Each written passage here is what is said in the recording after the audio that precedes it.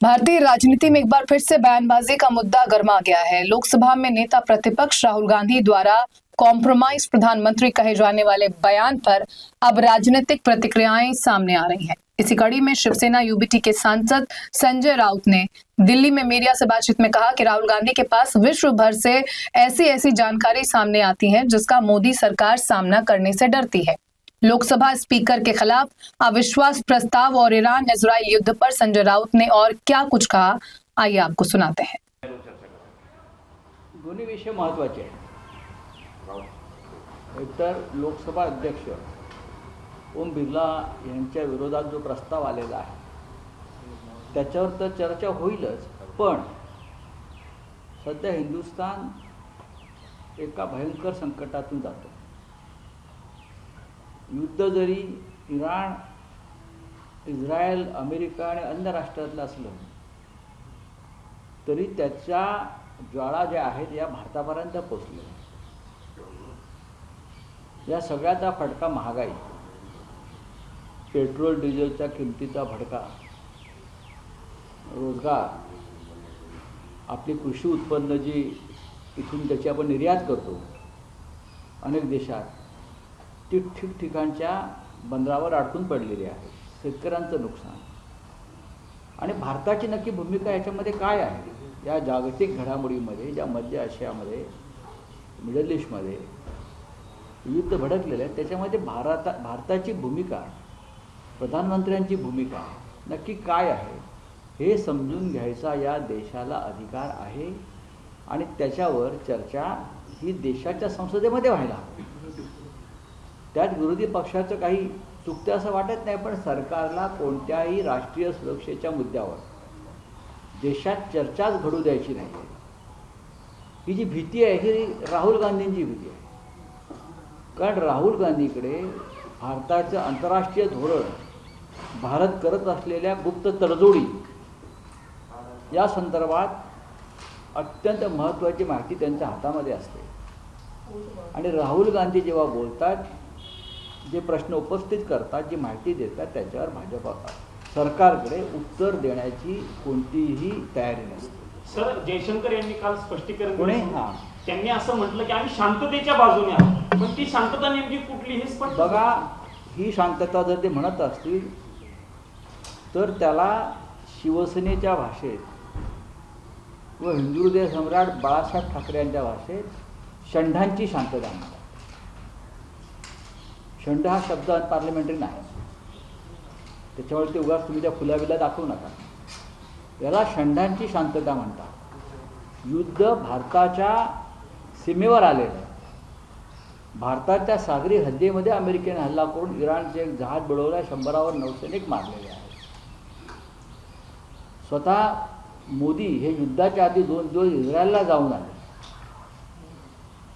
इराणचे सर्वोच्च नेते खामेनेई यांच्या हत्येनंतर अजूनपर्यंत देशाच्या प्रधानमंत्र्यांनी साधा शोक व्यक्त केलेला नाही। अशा वेळेला तुम्ही शांततेच्या बाजूने कसं? जो इराण आपल्या हिंदुस्थानचा वर्षानुवर्षाचा मित्र आहे, पुरातन मित्र आहे, त्याचे सर्वोच्च नेते मारले जातात आणि तुम्ही शोक व्यक्त करत नाही, याचा अर्थ तुमची शांतता, या सरकारची शांतता ही षंडांची शांतता।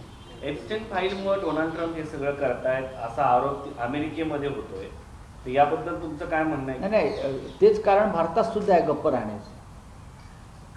एरवी आमचे विश्वगुरू प्रत्येक विषयावरती जगाला सल्ले देत असतात। एप्स्टाईन फाईल हेच युद्धाचं मोठं कारण। एप्स्टाईन फाईल आणि जेफ्री एप्स्टाईन हा ज्यू होता, इस्रायल होता, हे आपल्याला माहीत नसेल तर मी सांगतो। आणि इस्रायलनं त्या माध्यमातून जगातल्या अनेक राजकारण्यांना, उद्योगपतींना आपल्या जाळ्यामध्ये अडकवलं। ही खरी स्टोरी आहे, ही खरी कथा आहे त्याच्यामुळे एप्स्टाईन फाईल, जेफ्री एप्स्टाईनची फाईल, त्याच्यामधले स्फोट आणि गौप्यस्फोट याच्यामुळे काही लोकांनी युद्ध पुकारलं तर काही लोकांनी मौनात जाणं पसंत केलं। सर, उद्धव ठाकरे यांना जर विधान परिषद सदस्य व्हायचं असेल तर शिवसेना एकनाथ शिंदे सोडून द्या। सर, होमरूल स्ट्रेटसाठी आपण नरेश बघतोय मस्के की इंटरनेट नरेश मस्के सोड रे। पण नरेश म्हस्के सर बोलताय ते कोण आहेत ते मला माहिती नाही. खासदार आहेत सर जुन्या असू द्या. रोहित पवार दिल्लीत आहेत, पण अजित पवार गटाचं त्याच्या संदर्भात मौन दिसतंय. रोहित पवार प्रफुल्ल पटेलांचं नाव घेत आहेत, त्या व्ही.के. सिंग सोबत त्यांचे संबंध आहेत असं ते सांगतायत. पण अजित पवार गटाच्या वतीनं कुठलंही भाष्य याच्यावरती होत नाही. मौनाचं कारण काय होतं? आता मी आधीच म्हणालो आहे, खरं म्हणजे सुनित्राताई पवार या राज्याचे उपमुख्यमंत्री आहेत. त्या देवेंद्र फडणवीस जे गृहमंत्री आहेत त्यांच्या कॅबिनेटमध्ये आहेत. या संदर्भात अधिक चौकशी संदर्भात सुनित्राताई पवार यांनी देवेंद्र फडणवीस यांना सांगायला पाहिजे. तपास यंत्रणाचा अहवाल येऊ द्या, मग पाहू. हे उपमुख्यमंत्री बोलू शकतात, पण एक पत्नी बोलू शकत नाही जिने आपला पती गमावला. अशा पद्धती ज्याने आपला बाप गमावला. हे माझं मत आहे. तर संपूर्ण पवार कुटुंबानं, दोन्ही पक्षांनी, आम्ही सुद्धा ही मागणी करतोय की याच्यामध्ये जर काही आम्हाला संशय वाटतोय, ज्या पद्धतीचा विषय रिसर्च संशोधन हे रोहित पवार यांनी समोर आणलेलं असेल आणि ते आहे, दिल्लीतसुद्धा ते 2 दिवस होते असं मी पाहिलं, तर नक्कीच स्वतः उपमुख्यमंत्री सुनेत्रावहिनी पवार यांनी या संदर्भामध्ये राज्य मंत्रिमंडळामध्ये हा विषय उपस्थित केला पाहिजे. देवेंद्र फडणवीस स्मारकाच्या गोष्टी करतात, दादांचं स्मारक बांधू, या रस्त्याला नाव देऊ, या पुलाला नाव देऊ, ते ठीक आहे. मुख्यमंत्री महाराष्ट्रात देशात होतच असतात. नितीश कुमारांचा मुलगा सुद्धा डेप्युटी सीएम होणार आहे. पण त्या स्मारकापेक्षा गंभीर विषय असा आहे की त्यांचा मृत्यू ज्या संशयास्पद रीतीत झाला आहे त्याच्यावर बोलणं आणि त्याच्यावर माहिती देणं, अहवाल येईल आणि मग बोलू, हे त्याच्यावरचा उतारा किंवा उत्तर नाही. सीबीआय चौकशीची मागणी केली होती त्यांनी, त्याला 25-26 दिवस झाले. दुसरीकडे सुशांत सिंग राजपूतची दुसऱ्या दिवशी चौकशी सुरू झाली. म्हणजे सरकारमध्ये असून सीबीआय चौकशीसाठी इतका वेळ का लागतो हा प्रश्न उपस्थित होतो. याचाच अर्थ असा आहे की हा अहवाल स्वच्छ नाही आहे. या प्रकरणामध्ये विमान कंपनीच्या मालकाला वाचवण्याचा प्रयत्न होतो. हे जे रोहित पवार वारंवार सांगतात त्यात तथ्य दिसत आहे. देवेंद्र फडणवीस हे नेहमी म्हणतात ना, माझा जीवाभावाचा मित्र गेला वगैरे, मी गमावला, हा माझा रांगडा मित्र गेला, माझा अमुक गेला. मग लपवत्या कशा करतात? काय करताय? व्ही.के. सिंग हा भाजपचा सदस्य आहे का? व्ही.के. सिंगने तुम्हाला निवडणुका लढवायला पैसे दिले आहेत का? काय ते एकदा सांगा ना. या टप्प्यात तुम्ही उचलणार हा मुद्दा? नाही, आम्हाला संधी मिळेल तर मी नक्की उचलू, पण वारंवार आम्ही याच्यावर बोलतोच आहोत. पण सुनित्रावहिनी पवारांनी बोललं पाहिजे, डेप्युटी सीएम आहेत त्या. त्यांच्या अजितदादांच्या दोन्ही जी मुलं आहेत जी आता राजकारणामध्ये आलेली आहेत मोठ्या प्रमाणात, त्यांनी हा विषय अगदी गांभीर्यानं पुढे न्यायला पाहिजे. हा विषय फक्त अजित पवार यांचा पुरता मर्यादित नाही आहे. या देशातले अनेक महत्त्वाचे नेते अशा प्रकारे विमान प्रवास करतात. अनेक नेते प्रवास करतात ना अशा प्रकारे. स्वतः देवेंद्र फडणवीस करतात, एकनाथ शिंदे करतात महाराष्ट्रात, अनेक मंत्री करतात, देशभरातले लोक प्रवास करतात. सगळ्यांना का नरेंद्र मोदीप्रमाणे हवाई दलाचं विमान मिळत नाही ना फिरायला, डिफेन्स मिनिस्टरप्रमाणे प्रत्येकाला आपापली व्यवस्था करावी लागते. मग अशा वेळेला आम्ही प्रत्येकाने आमचे जीव धोक्यात घालून प्रवास करायचा का? नाहीतर तुम्ही सांगा की जे प्रमुख लोक आहेत राजकीय, त्यांनी विमान प्रवास करू नये असा एक अध्यादेश काढून टाका.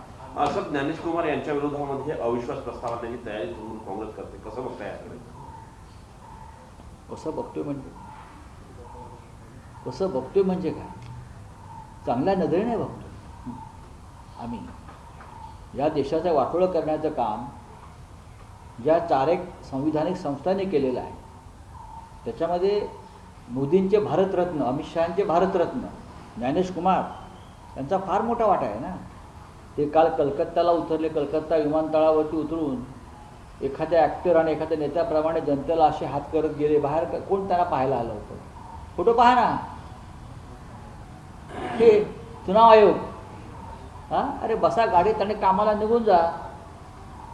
कोण तुम्हाला आलं आहे तिथे तुमच्या स्वागताला? आणि ते पण कलकत्त्यात शक्यच नाही. सर विधान तुमचं जे- परिषदेत जे उद्धव तुमचं- ठाकरे तुमचं जाणार का? पुस्तक आहे तुमचं पुस्तक आहे त्या पुस्तकाचं हिंदीमध्ये किंवा इंग्रजीमध्ये लोकार्पण दिल्लीमध्ये होणार होतं अशी चर्चा आहे. ते या मी- टप्प्यात होतं आहे का आणि कोणाकडनं होणार आहे? 23 मार्चला जे मराठी पुस्तक आहे नरकातला स्वर्ग ते इंग्रजीमध्ये येत आहे आणि हिंदीमध्ये येत आहे. अनलाइकली पॅराडाईम 23 मार्चला संध्याकाळी 7 वाजता कॉन्स्टिट्यूशन क्लबमध्ये मावळणकर ऑडिटोरियममध्ये हा सोहळा होतोय. उद्धव ठाकरे साहेब येत आहेत, शिवसेना पक्षप्रमुख कपिल सिब्बल आहेत त्या कार्यक्रमाला आणि अरविंद केजरीवाल. राहुल गांधींचं कळेल हळूहळू. सर एकनाथ शिंदे यांनी शरद पवारांना सपोर्ट केलेलं राज्यसभा मध्ये येण्यासाठी. सर, आले- विधान परिषदेत उद्धव ठाकरे येतील का? आणि त्यांना सपोर्ट असेल तर एकनाथ शिंदे बोलतात की आम्हाला कॉल करा. शिवसेनेकडे आणि महाविकास आघाडीकडे पुरेशी मतं आहे. शरद पवार सुद्धा महाविकास आघाडी म्हणून निवडून गेलेले आहेत. तू ठाकरे चले अभी बोलू. नाही अभी सर आप- एक मिनिट आन्सर बोलताय. नाही, Answer. एक मिनिट रुको. हो सर गया. आन्सर महाविकास आघाडीकडे सीट्स महाविकास आघाडीकडे जेवढी ताकद आहे त्या ताकदीनुसार आम्ही लढू एवढंच मी सांगतो. बोलिए. हिंदी सर आज सर, सदन का एक दूसरा दिन है, प्रश्न ऐसा है लोकसभा स्पीकर के खिलाफ अविश्वास प्रस्ताव का मामला देखिए है। Lok Sabha Best is- Lok Sabha speaker के खिलाफ अविश्वास का जो मामला है वो चलता रहेगा. कल सदन में दोनों सदनों में ये मांग उठी थी कि विश्व में खास करके हिंदुस्तान के आसपास जो युद्ध चल रहा है उसमें भारत की भूमिका क्या है, प्रधानमंत्री मौन क्यों है और उसका भारत पर क्या असर पड़ेगा. खास करके महंगाई है, एनर्जी है, पेट्रोल डीजल के दाम है और भी बातें, उस बारे में चर्चा करना देश के हित की, जनता के हित की बात है. लेकिन सरकार उस पर बात नहीं कर रही. विदेश मंत्री जयशंकर ने शांति की बात की. भारत शांति के पक्ष में है. कौन सी शांति है?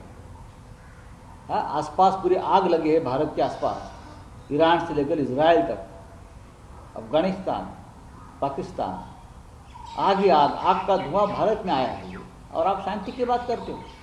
अगर आप शांति की बात करते हो तो प्रधानमंत्री मोदी युद्ध से एक दिन पहले इजराइल में क्या कर रहे थे? क्या कर रहे थे मुझे बताइए. शांति की बात है तो आप ऐसे युद्ध के माहौल में इजराइल जाकर आप क्या कर रहे थे? अगर आप शांति की बात करते हो तो ईरान में जिस स्कूल पर हमला किया उसमें 150 से ज़्यादा छोटी बच्चियां मारी गई. क्या आपने उसका निषेध किया, दुख प्रकट किया? ईरान के सुप्रीम लीडर को मारा गया, उस बारे में आपने शोक संदेश दिया प्रधानमंत्री ने? तो कौन सी शांति? ये षंढों की नपुंसक शांति है. राहुल गांधी ने कल कहा कि अगर इस पे चर्चा होती है तो प्रधानमंत्री कॉम्प्रोमाइज है, ये बात हम साबित कर पाएंगे. डेफिनेटली राहुल जी के पास ऐसी जानकारी आती है पूरे विश्व से विस्फोटक, तो मोदी जी, उनकी सरकार डरती है राहुल गांधी से सामना करने में, जवाब नहीं दे पाती, भाग जाती है सदन से.